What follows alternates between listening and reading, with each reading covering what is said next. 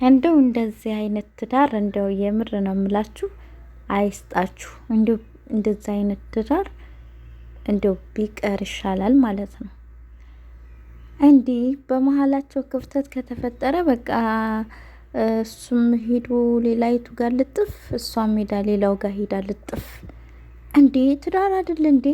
በትዳር እንዴት እንደዚህ ይሄ ዶራል በቃ አናታቸው ላይ ወጣ፣ አናታቸው ላይ ማለት ነው። የምር አሰላሙ አለይኩም ወራህመቱላሂ ወበረካቱ።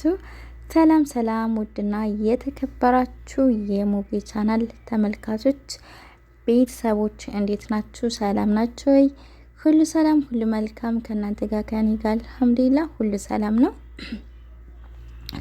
እናንተም በያላችሁበት ሰላማችሁ ብዝዝት ተረፍርፍ ይበል እያልኩኝ ዛሬም እንግዲህ በሌላ በአዲስ ቪዲዮ መጥቻለሁ ማለት ነው። ለዚህ ቻናል አዲስ ሆናችሁ ላይክ እና ሰብስክራይብ እያደረጋችሁ ቤተሰቡን ማለት ነው። ሀሳብ አስተያየት ኮሜንት ላይ ያስቀምጣችሁ አብሮነታችሁ አይለየን ማለት ነው። ዛሬ እንግዲህ ሩታ ማለት ነው ሩታ እንግዲህ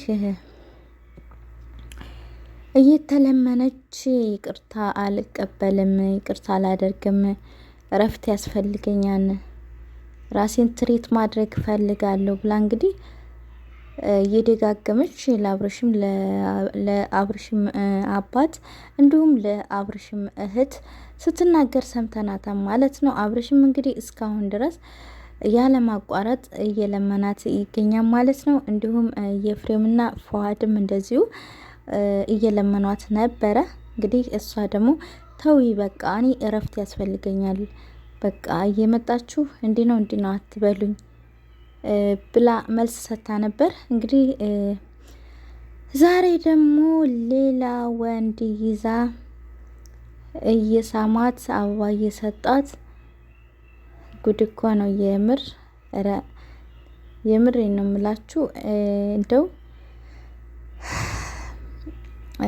ክብራችሁን ዝቅ ባታደርጉ ጥሩ ነው ማለት የሰው ልጅ በተከበረው ልክ ዝቅ ሲል ደግሞ ሲወርድ ደግሞ ያስጠላል ማለት ነው። ብዙ ተመልካች አላችሁ፣ ብዙ ተከታዮች፣ አድናቂዎች፣ ወዳጆች አሏችሁ። ቢያንስ ለነዛ ደግሞ እናንተን ለሚወዷችሁና እናንተን ለሚያከብሯችሁ ክብር ሊኖራችሁ ይገባል ማለት ነው። ክብር ሊኖራችሁ ይገባል። ባለትዳር ናችሁ። እንደገና ባለትዳር ከሆናችሁ በኋላ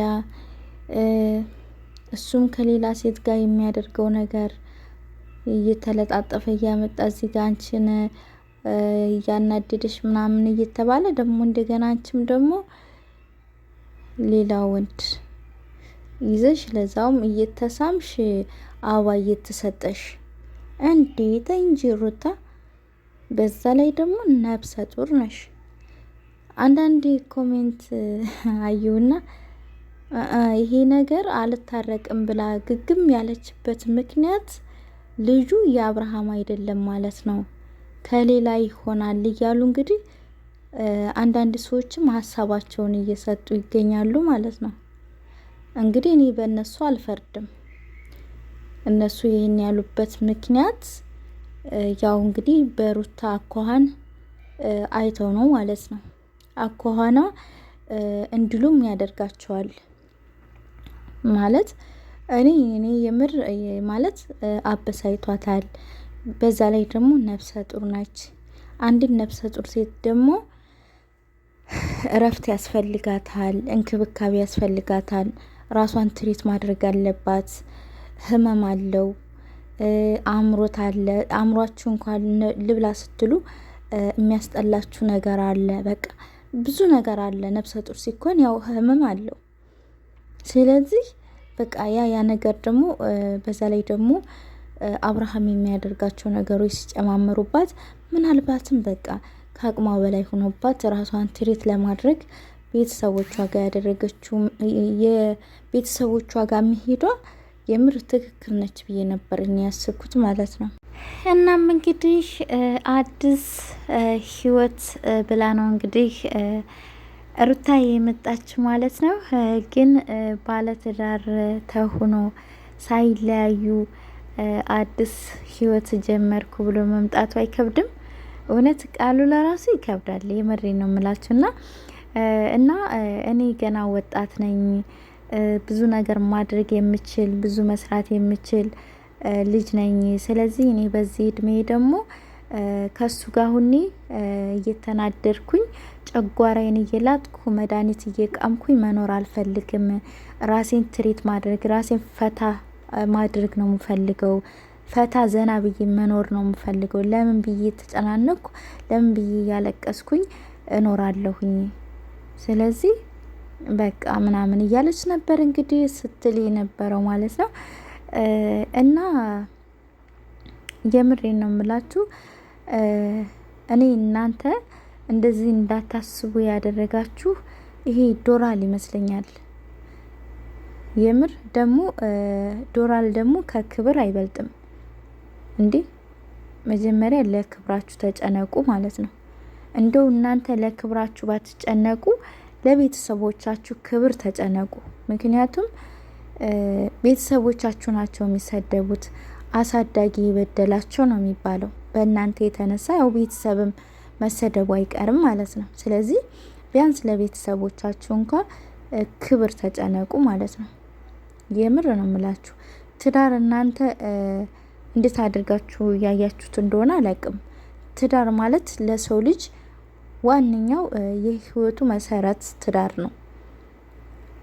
ትዳር ቀልድ አይደለም። እናንተ ግን እንደ ቀልድ ነገር ነው የያዛችሁት ማለት ነው። እንዴ ትዳርን የሚያህል ነገር እንዴት ነው የምታስቡት? እሱም ከሌላ ሴት ጋር አንቺም ከሌላ ወንድ ጋር እየተሳምሽ አበባ እየተሰጣጣሽ፣ አረ ቢስሚላ በጣም ያስጠላል። የምሬን ነው የምላችሁ። በዛ ላይ በ80 ላይ ሳትፋቱ ሳትለያዩ እሱም ከሌላ ሴት ጋር አንቺም ከሌላ ወንድ ጋር አይደብርም? ግን አይከብድም? እንደው ቢያንስ እንኳን እንደው ሰው ምን ይለናል ብላችሁ አስቡ እንዴ። ገንዘብን ብቻ አትመልከቱ። ጠይብ ወይ እና ለማንኛውም ውድ ተመልካቾች ቤተሰብ ያልሆናችሁ ቤተሰቡ ነው። ላይክ እና ሰብስክራይብ ማድረጋችሁንም አትርሱ። ቤተሰቡ ነው ማለት ነው። ሀሳብ አስተያየታችሁንም ኮሜንት ላይ ያስቀምጣችሁ አበረታቱኝ ማለት ነው። በቀጣይ ደግሞ በሌላ በአዲስ ቪዲዮ እስከምንገናኝ ሰላም ሁኑልኝ። አመሰግናለሁ።